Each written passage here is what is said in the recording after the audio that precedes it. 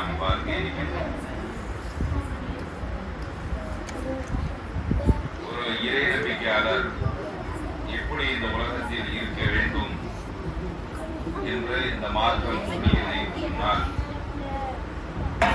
உறுதியோடு ஈமான் கொண்டவர்களாக அவர்கள் இந்த உலகத்தில் வாழ்வை கழிக்க வேண்டும். அவர்கள் ஈமானில் நம்பிக்கை இழந்துவிடக் கூடாது, ஈமானில் உறுதியை இழந்துவிடக் கூடாது என்று அல்லாஹ் ரப்பல் ஆலமீன் நமக்கு தெளிவாக சொல்லி காமிக்கின்றான். திருக்குர்ஆனில் அல்லாஹ் சொல்லி காமிக்கின்றான், ஃபஇதா அஸம்த ஃபதவக்கல் அலல்லாஹ். நீங்கள் முடிவெடுத்து விட்டால், உறுதி செய்து விட்டால் அல்லாஹ்வின் மீதே நம்பிக்கை வையுங்கள். இன்னல்லாஹ யுஹிப்புல் முத்தவக்கிலீன். நிச்சயமாக அல்லாஹ்வின் மீது நம்பிக்கை கொள்பவர்களை தான் அல்லாஹ் நேசிக்கின்றான் என்று அல்லாஹ் சொல்லி காட்டுகின்றான். அதே போன்று அல்லாஹ் ரப்பல் ஆலமீன் இன்னொரு இடத்தில் சொல்லி காமிக்கின்றான், வமன் யதவக்கல் அலல்லாஹி ஃபஹுவ ஹஸ்புஹு. அல்லாஹ்வே சார்ந்திருப்பவருக்கு அவன் போதுமானவன். இந்த உலகத்திலே நாம் யாரை கொண்டு நாம் போதுமாக்கிக் கொள்ள வேண்டும் என்று சொன்னால், அல்லாஹ்வை கொண்டுதான் நாம் அனைத்து விஷயங்களையும் போதுமாக்கிக் கொள்ள வேண்டும். ஏனென்று சொன்னால், நாம் வாழக்கூடிய இந்த உலகத்தில் நம்மோடு வாழக்கூடிய மனிதர்களால் நமக்கு பல்வேறு வகையான இடையூறுகள் ஏற்படலாம். இந்த உலகத்தில் நமக்கு நீதி கிடைக்காமல் போகலாம். ஆனால் அல்லாஹ்வினால் நமக்கு எந்த விதமான இடையூறும் ஏற்படாது. அல்லாஹ்விடத்திலே நீதி நியாயம் சரியாக இருக்கும்.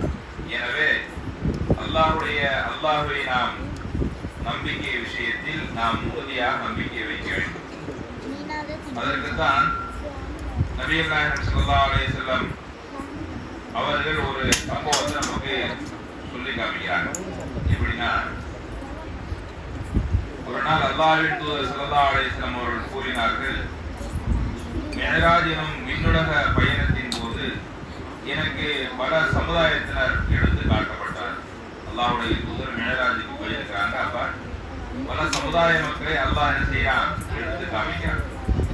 அப்போது இறை தூதர்களில் ஓரிருவருடன் அவருடைய சமுதாயத்தாரில் 10க்குட்பட்ட ஒரு சிறு கூட்டமே கடந்து செல்லலாயினர். அதாவது ஒவ்வொரு நபிமார்களும் அந்தந்த சமுதாய மக்களோட என்ன செய்யறாங்க, கடந்து போறாங்க. இப்ப அல்லாஹ்வுடைய தூதர் ஸல்லல்லாஹு அலைஹி வஸல்லம் அவர்களுடைய சமுதாயத்துல எவ்வளவு பேர் இருப்பாங்க அப்படின்னா 100 கோடி பேர் இருப்பாங்க. 100 கோடி பேர் என்ன செய்யறாங்க, அல்லாஹ்வுடைய தூதருக்கு அல்லாஹ்வுடைய மார்க்கத்தை ஏற்றுக்கொண்டவர்கள் இருக்கிறாங்க. ஆனால் அன்றைய காலகட்டத்துல ஒரு நபிமாருக்கு ஒரே ஒரு ஆள் தான் ஈமான் கொண்டிருப்பாரு. ஒரு நபிமாருக்கு 10 பேர் தான் என்ன செஞ்சிருப்பாங்க, அவர்களை நம்பிக்கை கொண்டிருப்பாங்க. அப்ப அல்லாஹ் என்ன செய்யறான், அந்த 10 பேரையும் அந்த நபியையும் என்ன செய்யறான், சொர்க்கத்துக்கு அனுப்புறான். அப்படியே ஒரு பேச்சா என்ன செய்யறான், அல்லாஹ் அனுப்புறான். அதான் நபிகள் நாயகம் ஸல்லல்லாஹு அலைஹி வஸல்லம் அவர்களுக்கு எடுத்து காட்டப்பட்டது. அப்போ ஒரு சிறு கூட்டமே கடந்து செல்வார். ஒரு இறை தூதர் நம்மோடு ஒருவருமே இல்லாத நிலையில் கடந்து சென்றார். சில இறை தூதர்களுக்கு அல்லாஹ்வுடைய தூதராக நியமிக்கப்பட்டிருப்பாங்க.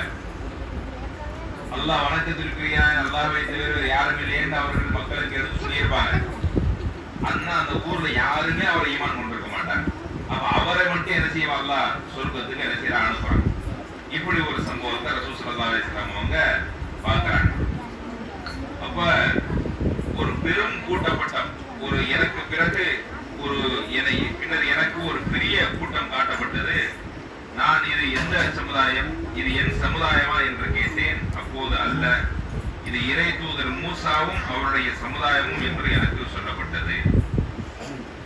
ஒரு பெரிய கூட்டத்தை அல்லாஹ் ரப்பல் ஆலமீன் காமிக்கிறான்.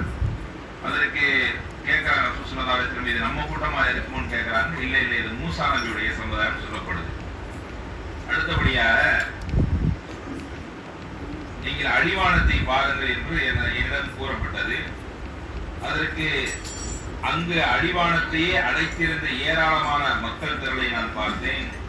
பிறகு என்னிடம் அடிவானங்களில் இங்கும் அங்கும் பாருங்கள் என்று சொல்லப்பட்டது. அப்போது நான் அடிவானங்களை அடைந்திருந்த ஏராளமான மக்கள் திரளை கண்டேன். இது உங்கள் சமுதாயம் என்று எனக்கு சொல்லப்பட்டது.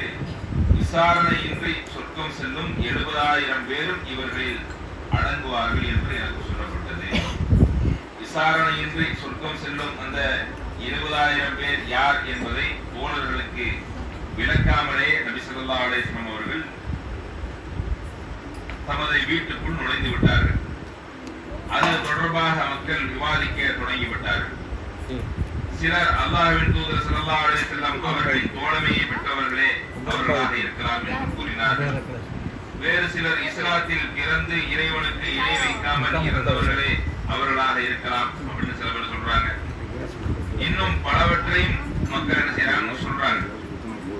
அப்போது அவர்களே அல்லாஹ்வின் தூதர் ஸல்லல்லாஹு அலைஹி வஸல்லம் அவர்கள் எது குறித்து நீங்கள் விவாதித்துக் கொண்டிருக்கிறீர்கள் என்று கேட்டார்கள். அப்போது மக்கள் நடந்த விவாதங்களை தெரிவித்த போது நபி ஸல்லல்லாஹு அலைஹி வஸல்லம் அவர்கள் எந்த விசாரணையும் வேதனையும் இன்றி சொர்க்கம் செல்ல உள்ள அவர்கள் யாரெனில் தாங்களும் ஓதி பார்க்க மாட்டார்கள், ஓதி பார்க்குமாறு பிறரிடம் கோரவும் மாட்டார்கள், பறவைகளை வைத்து சகனம் பார்க்க மாட்டார்கள், தம் இறைவனையே முழுமையாக சார்ந்திருப்பார்கள் என்று கூறினார்கள்.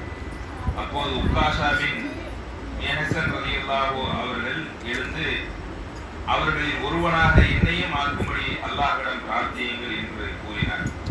அதற்கு நபி ஸல்லல்லாஹு அலைஹி வஸல்லம் அவர்களில் நீயும் ஒருவர்தான் என்று சொல்றாங்க.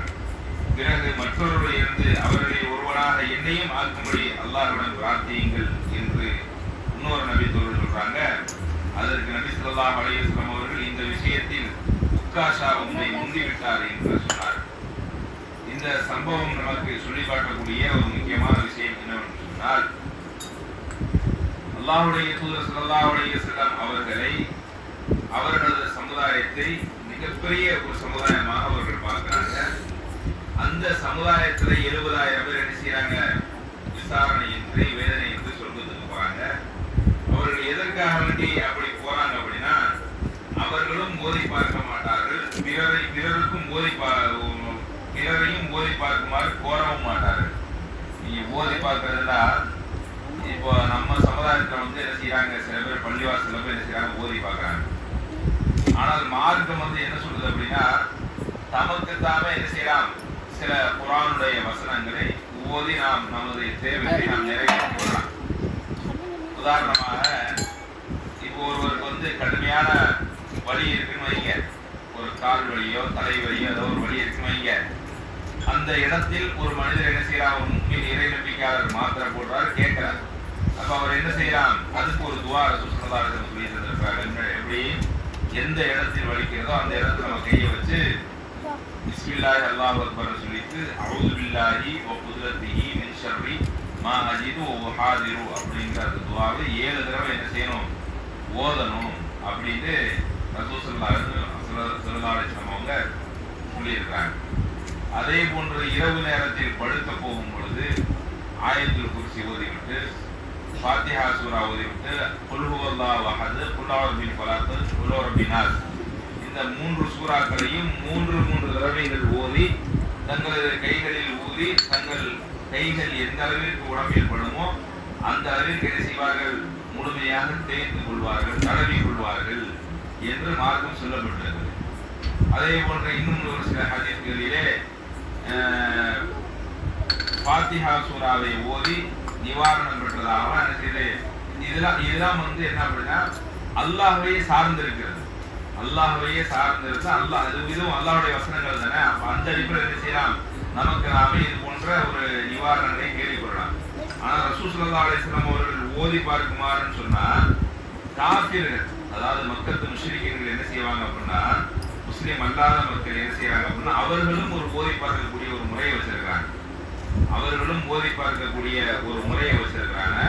அதே போன்று பிறருக்கும் ஓதி பார்க்கக்கூடிய ஒரு வளமையை வச்சிருக்கிறாங்க. அது போக பறவைகளை வைத்து சகுனம் பார்க்கக்கூடிய ஒரு விஷயம் வச்சிருக்கிறாங்க. இன்னைக்கு பாருங்க, மக்கள்கிட்ட சில பேர் சகுனம் பார்க்கக்கூடிய மக்களாகவும் சில பேர் இருக்கிறாங்க. நல்ல நேரம் கிட்ட நேரம் பார்க்கக்கூடியவங்களா இருக்கிறாங்க.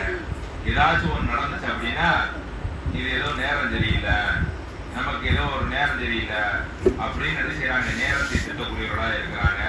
நமக்கு சகுனம் சரியில்லை அப்படின்னு சொல்லி சகுனத்தை கணிக்கக்கூடியவர்களா இருக்கிறாங்க. இப்படி அதே போன்று யாரின் மீதாவது என்ன செய்யறாங்க? கோபதாபம் இருந்துச்சு சொன்னா இவங்க என்னமோ எனக்கு பண்ணிட்டாங்க, என்னமோ எனக்கு செஞ்சுட்டாங்க, எனக்கு எதிராக சதி செய்யறாங்க, அதான் போற காரியம் ஒன்றும் என்ன செய்ய மாட்டேங்குது, விளங்க மாட்டேங்குது இப்படிங்கிற மாதிரி என்ன செய்யறாங்க சொல்றாங்க. அப்ப அதனால அல்லாஹ் ரப்பல் ஆலமீன் என்ன சொல்றான் அப்படின்னா, நீங்க அப்படி நம்பிக்கை கொள்ளாதீர்கள். குல்லை யுஸீபனா இல்லாமா கஸபல்லாஹு லனா ஹுவ மௌலானா. இறைவன் எங்களுக்கு நாடியதை தவிர வேறு ஒன்றும் எங்களை அணுகாது அப்படின்னு நீங்க நம்பிக்கை வைக்கணும். இறைவன் நாடியதை தவிர எங்களை வேற ஒண்ணுமே அணுகாது அப்படின்னு அல்லாஹ் ரப்பல் ஆலமீன் நம்மளை நம்பிக்கை கொள்ள சொல்லுகிறார். எனவே நாம் என்ன செய்ய வேண்டும்? இப்படித்தான் நமது நம்பிக்கை வைக்க வேண்டும். அல்லாஹ்வுடைய நம்பிக்கையை உறுதியாக இருக்க வேண்டும். ஒரு பிரார்த்தனை செய்துவிட்டால் அவசரப்படுவதோ அல்லது அந்த பிரார்த்தனை ஏற்றுக்கொள்ளப்படாவிட்டால் அந்த பிரார்த்தனையில் ஏற்றுக்கொள்ளப்படாதா என்று நமக்கு தெரியாது. ஆனால் என்ன செய்ய வேண்டும்? உடனடியாக நாம் அதுக்கு இது பண்ணிடாம அதுக்கு பொறுமை காக்க வேண்டும். அல்லாஹ் நமக்கு தருவான், அல்லாஹ் நமக்கு செய்வான், அல்லாஹ் நமக்கு நலவையே நாடுவான் அப்படின்னு நம்ம என்ன செய்யணும்? நம்பிக்கை கொண்டிருந்தால் நிச்சயமா அல்லாஹ் நமக்கு நலவை மட்டும்தான் நாடுவான். ஒரு விஷயத்தை மனிதர்களுக்கு கொடுப்பது மட்டும் அல்லாஹ் நலவை நாடுவது கிடையாது. சில பேருக்கு சில விஷயத்தை கொடுக்காம இருப்பான், அதுலயும் அல்லாஹ்வுடைய நலன் இருக்கும் அப்படிங்கிறத